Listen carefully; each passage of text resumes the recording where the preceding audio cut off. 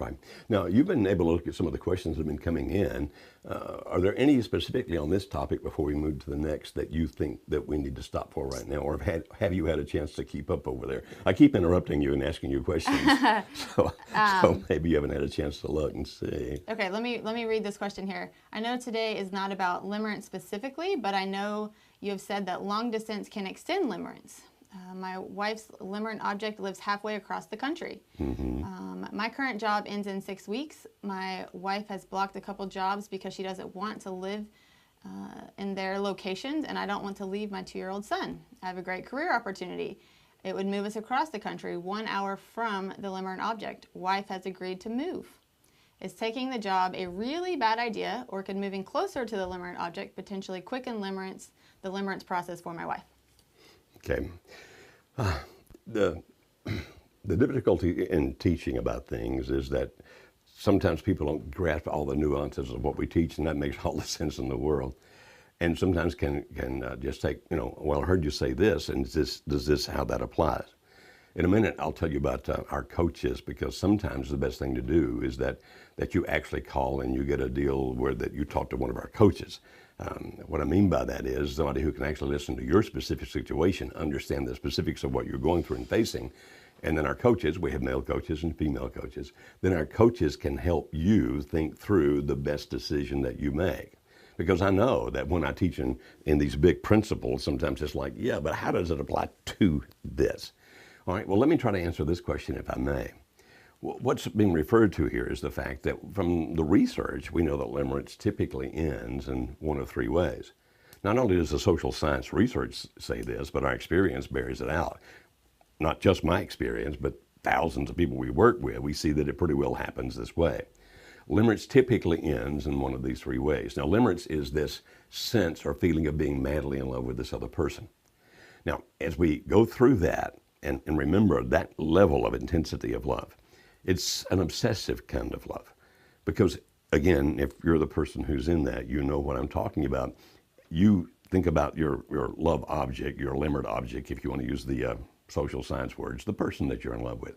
You think about this person a lot, up to 85% of your waking hours, to the point where you're typically obsessive about him or her. You're somewhat jealous of him or her because of the fact that you don't want that person to be with anybody but you. And when that person appears to be happy with you, you're in ecstasy. Whenever you wonder if she or he is happy with you, you're in misery. And you are hypervigilant and watching for any sign, any nuance of what he or she says, the expressions on his or her face, whether or not they agree to meet with you at a certain time.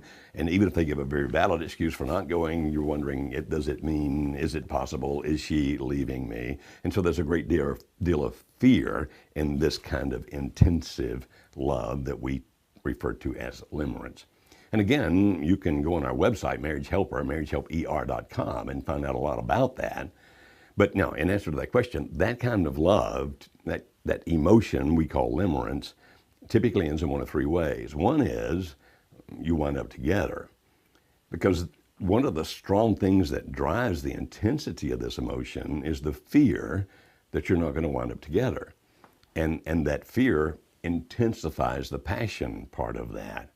Well, if you actually wound up together and there's no more obstacles out there between the 2 of you, for example, if you had divorced your spouse to be with this person, if now you're married to this other person, this person you've been madly in love with, those intense emotions begin to fade. And they don't drop like off a cliff, but they begin to fade because part of what really drove it was that fear. As a matter of fact, that's actually a major factor of it. And when that fear finally subsides, like we're together, then those intense emotions begin to go away. That's why people who get down here typically have some problems with the person that they were madly in love with before, because up here all kinds of things are going on. Like up here you don't see their flaws, they're almost perfect. Down here you do. Up here you don't mind whatever you have to give up to be with them. You'll pay any price to be with them. If that means divorce, lose your career, not be with your children, whatever, you want to be with this person. Down here, those things begin to matter. And so when you finally get together, that's one of the ways it goes away. As a matter of fact, that's the most common, powerful way. If they get together, it's going to go away. Not overnight, but it will. The second is if the other person ceases to reciprocate. What I mean, at some point, if the other person just stops being in limerence with you, if he or she ever was, and if that person then begins to pull away from you, and you'll first intensify going after him or her, you'll fight hard to get him or her back. But if indeed that occurs, then limerence will go away just because of the fact that eventually it extinguishes itself because there's no positive feedback from the other person. I'm sorry, I got to talk in psychology there. It eventually goes away because the other person doesn't have it back for you. The third way, and I hate talking about this because it freaks people out and they start making assumptions they don't need to make, but the third way would be those rare people that I call limerent addicts, which means that every 3 to 5 years they're in a brand new relationship. Every 3 to 5 years they're going to continue to be in a new relationship because they like the ecstasy of what this feels like. So back to the question the gentleman asked. He said, okay, you said if they're apart, it takes longer for it to go away. That's true, because understand that longing, that hope, if they're together, it goes away faster.